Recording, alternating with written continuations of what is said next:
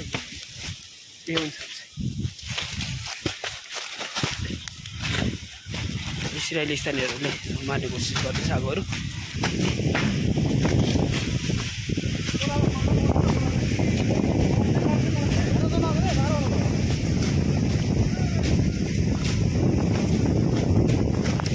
अहिले अस्तिदेखि लिएर अहिलेसम्म यो बारीहरू नागरी फार्ममा तपाईको यो अहिले भन्नुपर्दाखेरि चाहिँ अब क्षतिको विषयमा भन्नुपर्दा चाहिँ अहिले हिजो अस्तिको दिन लागेको चाहिँ तपाईको जङ्गलपट्टि लागेको हो। हजुर अहिले भर्खरै चाहिँ तपाईको अब आफ्नो जुन चाहिँ पर्सनल जमिनहरू थियो हजुर त्योपट्टि अहिले चाहिँ यो आगो सरेको छ भनौँ न। के छ यहाँको पर्सनल जमिनमा चाहिँ के को खेती प्रायः जस्तो हुने हो? प्रायः तपाईँको यो चाहिँ जमिन चाहिँ प्रायः चाहिँ सुन्तलाले एकदम हजुर प्रसिद्ध जमिन हो यो।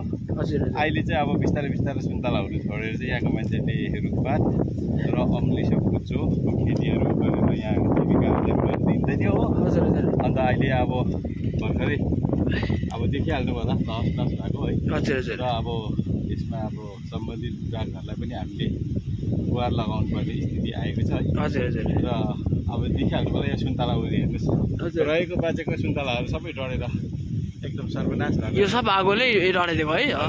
हजुर हजुर र अब यहाँ एकदमै खेती छोडेर अब यहाँनिर भनौँ राम्रो राम्रो उन्नत जातको रुखहरू पनि रोपिँदै थियो। हजुर साइप्रिस भन्ने एउटा रुख चाहिँ एकदम राम्रो यहाँनिर हावापानीले सुट गरेर एकदम राम्रो हुँदै थियो। त्यो पनि अब अहिले तपाईँहरूलाई हामी म देखाउँछु नि है। हजुर त्यहाँनिर पनि एकदम आगो पसेर तस नस पारिदिएको छ है। हजुर हजुर र अब बिस्तारै बिस्तारै अब खेतीले त यहाँनिर दिनदिनै मान्छेको जोस जाँगर चाहिँ अब मार्ने काम भइरहेको थियो। हजुर मर्ने काम भइरहेको थियो। तर अब यसरी अब अचानक आएको यस्तो आग लागिले पनि अझै यहाँको मान्छेलाई चाहिँ निराशाको तर्फ लाँदैछ भनौँ न। हजुर हजुर एक्चुअली भन्नुपर्दाखेरि चाहिँ यहाँ तलतिर देखिरहेको छ अब अझै बढ्दै गइरहेको अवस्था एकदमै धुवा फैलिरहेको छ। यो के बढ्दैछ भित्रभित्र अब अहिले पनि? हजुर यो भित्रभित्र बढ्दैछ। अब यो मार्नु सक्ने र मर्ने त अब नामै आउँदैन क्या त। हजुर हजुर किनभने अब बिस्तारै बिस्तारै यो आगो घुम्दै गएर हजुर अब यो तपाईँको यो ठुलो जङ्गल देख्नु हुँदैछ है। हजुर यो जङ्गलमा पसिगयो भने चाहिँ तपाईँको अब यो माथिल्लो भागमा भएको जुन चाहिँ गाउँ छ हजुर यो गाउँमा पस्ने एउटा डर हामीलाई एउटा हजुर हजुर हजुर त्यसले गर्दाखेरि अलिक सबै गाउँलेहरू हामी अब लागि पर्दैछौँ है।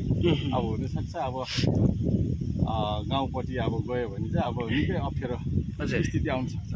अच्छा फायर ब्रिगेड पनि आइरहेको छ भने हामीले सुनेको थियो तर यहाँनिर त पोसिबल त भएन होइन? हजुर गाउँको सुरक्षाको लागि चाहिँ हुने रहेछ जस्तो लाग्यो। हजुर हजुर यो फायर ब्रिगेड चाहिँ अब तपाईँको यस्तो नि मेन रोडदेखि यो झन्डै झन्डै भन्नुपर्दाखेरि हाफ 1 किलोमिटर 2 किलोमिटर अलिक चाहिँ डाउनमा हो त। हजुर हजुर त्यसले गर्दा फायर ब्रिगेडको त अब पोसिबल छैन। तर अब गाउँको छेउमा सराउन्डिङमा चाहिँ फायर ब्रिगेड डिपार्टमेन्टहरू पनि यसरी बसिदियो भने चाहिँ गाउँमा बसेको खण्डमा अलिकति त्यसलाई नियन्त्रण मिलाउन सकिन्छ कि भन्ने आशा। अच्छा हजुर हजुर